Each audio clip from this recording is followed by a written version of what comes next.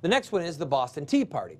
Remember I said that they passed taxes on glass and on lead? Well, one by one, these are repealed because the colonists at this point were saying, we're not going to let you tax us unless we have representation in Parliament. So they left the tea tax. So the Americas said, we're not taking your tea. We will boycott British tea, and we will smuggle in tea, even if it costs us more. So they were smuggling in tea through Holland, and the Brits had a tea company going out of business. They lowered the price of the tax so much that the tea could come in, including tax, and be cheaper than the tea that Americans could buy anywhere. So the Brits are thinking, all right, we've got them now. They want tea. They're going to buy it no matter what. And if we introduce it at such a low cost, even with the tax built into it, they're going to cave in and they're going to start buying the tea, and then we won. And then they'll get used to paying taxes to us on our terms. And so the Sons of Liberty said, no, we see what you're up to. So when the ships landed, the word started to go out, the tea is here, we can't take the tea. There was worry that people were going to crack and start buying it. Listen to this rhetoric.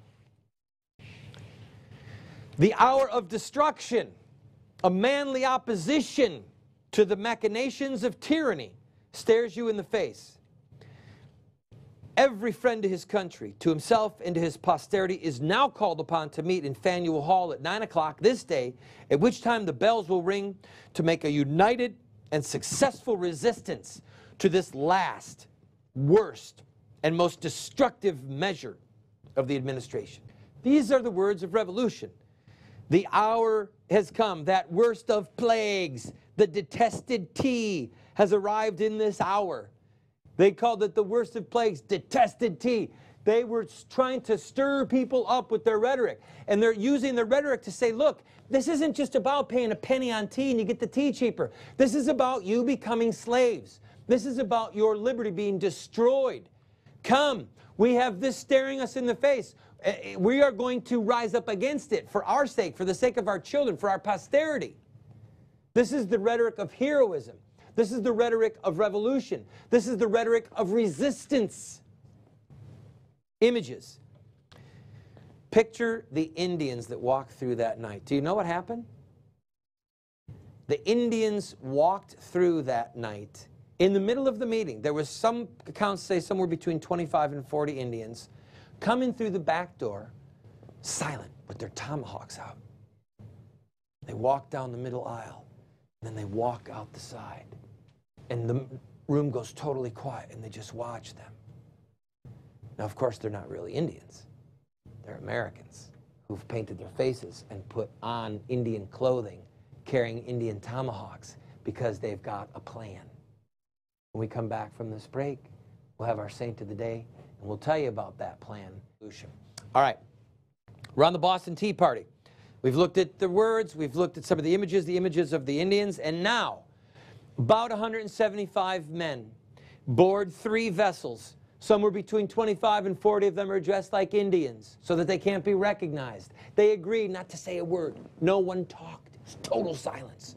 They got on board, and they broke in, and the captain of all 3 vessels said, just please don't destroy the vessel. There were people that were armed guards who were not dressed like Indians, who were prepared to die. Literally prepared to die rather than surrender their liberty and to be without representation and literally become the slaves of Parliament. Remember what we talked about courage? Being willing to die for something? When they got to that place, they were unstoppable. And so they took 343 crates of tea off of the 3 ships and began to hatchet them for hours and then dumping the tea into the Boston Harbor. $1.2 million in today's standard of tea was dumped overboard. That is what they did to preserve their liberty. Now, the sacrifices, they were prepared to die, but then it set the wheels in motion for a lot of hardship. The British passed what we call the Intolerable Acts. Among them were the Quartering Act, where British soldiers could stay in American houses, where they sealed off Boston Harbor and began to starve Boston out. It was horrible. So there was an immediate fruit that was not good. Things happen in social revolution like that.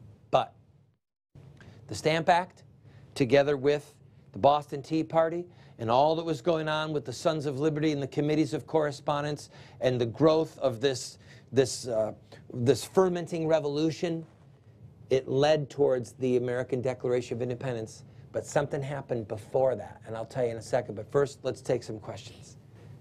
Yes? You said one of the negative fruits was that the men who participated were marked for treason. Were any of them tried or killed at that point?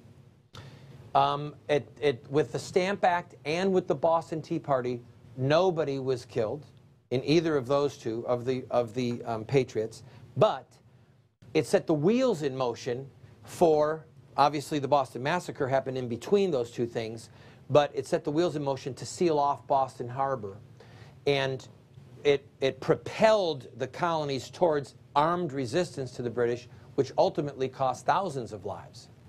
And I want to talk to you again in the closing moments about one speech, again made, as Providence would have it, by one man named Patrick Henry. Listen to these words.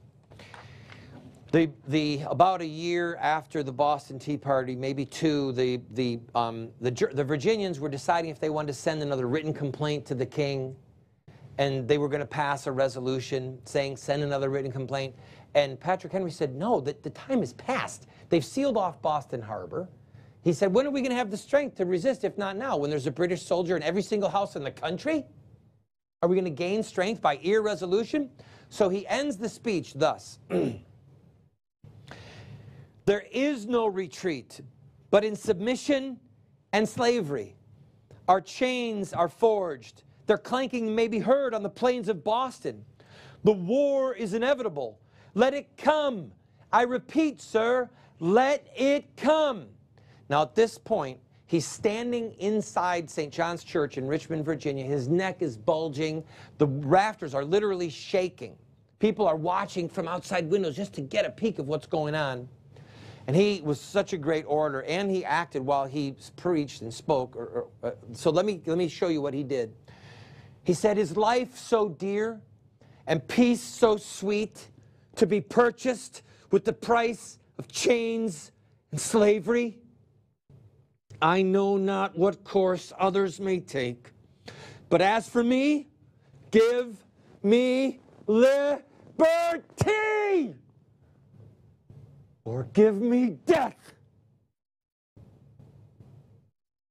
Everyone sat motionless in the room.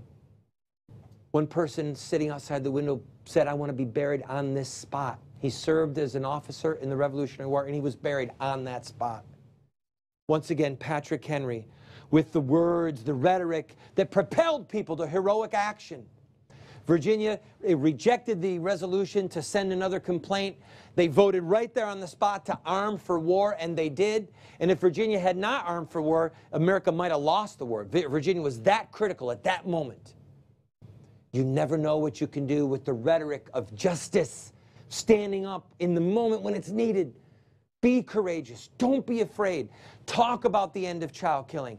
And those two things together, the Stamp Act, the Boston Tea Party, it pulled the 13 colonies together as a unified force. It created the dynamic of the Sons of Liberty, of the committees of correspondence, the rhetoric of justice, of revolution, of freedom, of resistance to tyranny. No king but Jesus. Of delving into biblical law and showing how they had a right to these things. Those things together finally culminated in what we call the Declaration of Independence and the 4 references to God that we looked at in an earlier episode. God the lawgiver, God the creator, God the judge, God the provider. That is the foundation of American liberty. It's theocentric. We inherited that freedom, and we're squandering it. We're watching it die before us.